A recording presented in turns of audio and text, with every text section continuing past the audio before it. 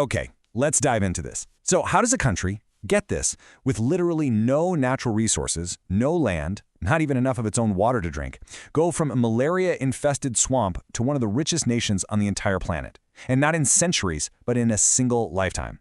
It's an incredible story, really. It's about ruthless pragmatism, brutal efficiency, and, well, some very uncomfortable choices. I mean, just look at this. The contrast here is just wild. In 1965, you're talking about a place that was basically written off. A slum, really, with a port. Experts were literally saying, yeah, this place won't last a year. And now, its GDP per capita blows its old colonial masters out of the water. This isn't just a glow-up, it's a total reinvention. It's like rewriting the laws of economic gravity. So you have to ask, how on earth did they pull this off? So picture this, August 9th, 1965. For most countries, Independence Day is a massive celebration, right? Fireworks, parades, the whole deal. For Singapore, it was a funeral. Their leader, Lee Kuan Yew, gets on TV and he cries. And we're not talking tears of joy here. He was terrified. See, Singapore hadn't won its independence. It had been kicked out of Malaysia, evicted, forced into an existence that nobody wanted and, frankly, nobody thought could possibly work. All the numbers, all the predictions, they all said the same thing. Singapore was dead on arrival. So, what's the first thing you do when your new country is about to fall apart? Lee Kuan Yew's answer was simple: create order. And he wasn't about to do it with debates and committees. Nope, this was about absolute top-down control. His thinking was pretty stark. A nation on the brink of starvation can't afford the luxury of, say, Western-style liberty. Survival comes first. And this idea became the core of Singapore's social contract. It was a deal, plain and simple, almost like it was written in iron. The government said to its people, look, you give us some of your freedoms, the right to protest, the right to form messy unions, you can't even chew gum in public, you give that up. In return, we guarantee you three things: a job, a home, and safety. It was a kind of benevolent dictatorship, and the very first thing they had to do was weaponize integrity. Okay, so you have to remember, back in the 60s, Southeast Asia was, well, it was a swamp of corruption. If you wanted to get anything done, you had to pay someone off. So for Singapore to attract any foreign money, it had to be squeaky clean. They went after this problem with the classic carrot and stick approach. The stick? Oh, the stick was big. It was the Corrupt Practices Investigation Bureau, or CPIB, a feared agency that could investigate anyone. If you were living a lifestyle that your official salary couldn't support, you were basically presumed guilty until proven innocent. But they knew fear wasn't enough. They also needed a very, very big carrot. And if you want to know just how serious they were, listen to this. In 1986, a powerful government minister named Tay Chang-wan, who happened to be a close friend of the Prime Minister, Lee Kuan Yew, was investigated for taking bribes. Lee refused to step in. A few days later, facing charges, the minister committed suicide. And what did Lee do? He had his friend's suicide note read aloud in Parliament. The message was absolutely brutal and crystal clear. No one is above the law. Which brings us back to the carrot side of the equation. Lee Kuan Yew had this famous saying, if you pay ministers peanuts, you get monkeys. It perfectly captures his logic. He knew that to stop people from stealing and to get the smartest people to work for the government, you couldn't ask them to take a vow of poverty. You had to pay them what they were worth in the private sector. You had to make public service the most prestigious, most attractive job in the entire country. And he wasn't kidding. Just look at this number. This is that logic in action. The Prime Minister of Singapore's salary makes other world leaders' paychecks look tiny. And the whole point is to attract top-tier talent, CEOs, economists, engineers, into government, not just people who are good at campaigning. And, well, you can't argue with the results. Singapore is consistently ranked as one of the least corrupt nations on the entire planet. All right, so with corruption getting sorted, the government turned its attention to the next big source of chaos: housing. You see, most Singaporeans were living in these flammable, disease-ridden slums. So the Housing and Development Board, the HDB, was created, and its job wasn't just to build apartments, it was to engineer an entirely new society. Lee Kuan Yew had this really profound insight. People with a mortgage don't start riots. Give someone a stake in the system, something to lose, and they'll protect that system. And this is where the social engineering got really intense. To tackle the memory of the deadly race riots from the 60s, the government introduced a literal racial quota for every single public housing building.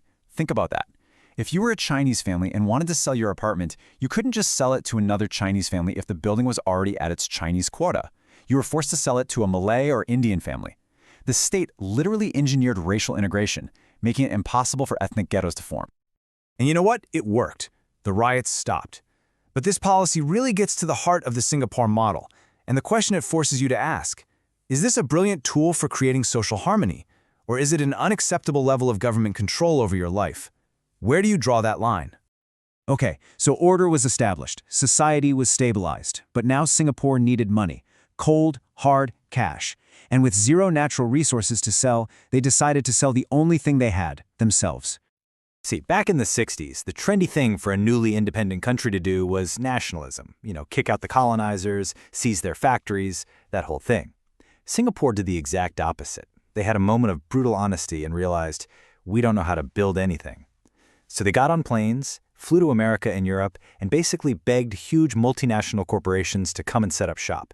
They offered them crazy tax breaks and, maybe most importantly, a stable, controlled workforce. And here's how the first domino fell. In 1968, a very skeptical Texas Instruments was promised that Singapore could get a factory for them up and running in just 50 days. And they did it. Once TI was in, that was the signal. Hewlett-Packard followed, then General Electric. Soon, all the big players were there. See, Singapore didn't invent the tech. They just figured out how to assemble it better, faster, and more reliably than anyone else. They made themselves an absolutely essential link in the global supply chain. But to really make this global strategy work, they had to make another incredibly painful choice. There were huge protests, but the government forced it through. English would be the language of instruction in all schools. Lee Kuan Yew's logic was cold but clear. Nobody at a Texas Instruments board meeting spoke Hokkien. It was a kind of cultural amputation, really, but it created a workforce that could plug and play seamlessly with the West. It made them the perfect adapter, the perfect bridge between East and West. So, okay, the economy's booming, the streets are spotless, everything works. But all of this success, it comes at a price, a steep one. So what is it actually like to live inside this perfectly engineered machine? The sci-fi author William Gibson once described Singapore as Disneyland with the death penalty. And honestly, that's probably the most perfect description ever. It captures the paradox of the place. On the surface, it's this clean, safe, futuristic theme park. But just beneath that surface is an iron fist. I mean, forget to flush a public toilet? That's a fine. Vandalism? You could be caned for that. But here's the payoff. You can see it right here. The laws are incredibly harsh. There's a mandatory death penalty for drug trafficking. The result, though, is a level of safety that is frankly almost unimaginable in many Western countries. The trade-off couldn't be clearer. You surrender certain freedoms, and in return, you get to live in one of the safest places on Earth. All this pressure, though, it creates a very unique national psyche. Remember, with no natural resources, Singapore's only resource is its people. So they created maybe the world's most intense meritocracy. Imagine being a kid, just 12 years old, and taking an exam that could basically decide the entire track of your future life. That pressure cooker environment created a cultural trait called kiasu. It's this deep, obsessive fear of losing out, of being left behind. It's the engine that powers Singapore's success for sure, but it's also the source of a whole lot of anxiety. But today, that formula is starting to show some cracks. It's facing its biggest tests ever. The founding Lee family is no longer at the helm. The country is stuck in this geopolitical tightrope walk between its two biggest partners, the US and China. And maybe most critically, Singaporeans are so busy, so stressed, they've basically stopped having babies. The fertility rate is dangerously low. For the first time, a younger generation is looking at that old social contract and asking, is this deal still worth it? When you boil it all down, Singapore isn't heaven and it isn't hell. It's not a utopia and it's not a dystopia. It's a transaction, a deal. And it's brutally, refreshingly honest about the price tag. It doesn't promise you can have it all. It simply asks what you value more, and then it forces you to choose. And that really brings us to the final question, one that I want to leave with you. The Singapore model forces a choice, safety and wealth on one side, personal freedom on the other. It's really easy for us to sit back and judge, but if you were the one who had to make that trade-off for yourself and your family, what's the price you'd be willing to pay? Where would you draw the line?